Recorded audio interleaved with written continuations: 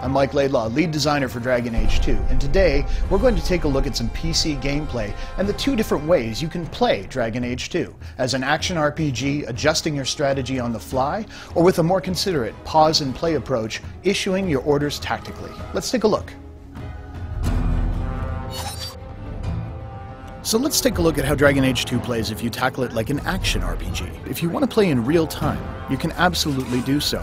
The rogue really shines here, able to move quickly around the battlefield, get into position, and separate out enemies. Of course, once you get into the thick of things, you'll notice you can fluidly move between characters.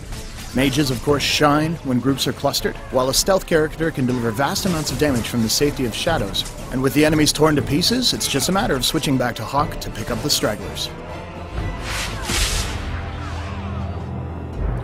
So you've seen how Dragon Age 2 plays as an action RPG, but what happens if we take the same situation and play it more tactically, pausing to issue orders? Let's find out. With the game paused, let's take a look at our situation. We have enemies that are going to move forward towards Aveline, our tank, so what we'll do is taunt them to ensure they cluster up around her.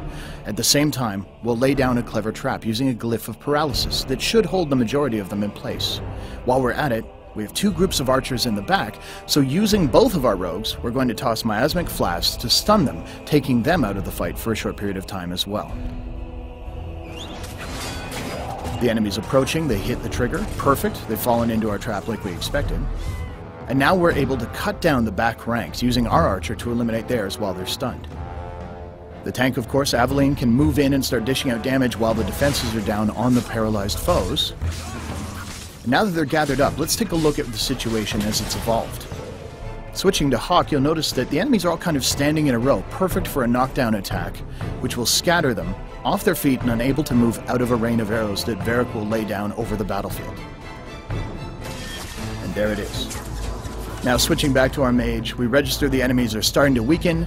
We're going to use a top-tier mage ability, Firestorm, raining down from the heavens to eliminate the last of our foes. So this is just an example of how a well-coordinated team can deal with an encounter where they're vastly outnumbered. So there you have it. Dragon Age 2 can be played with the smooth, responsive controls of an action RPG, or more tactically, pausing and controlling your actions that way, or of course, any combination of the two. Thanks for watching.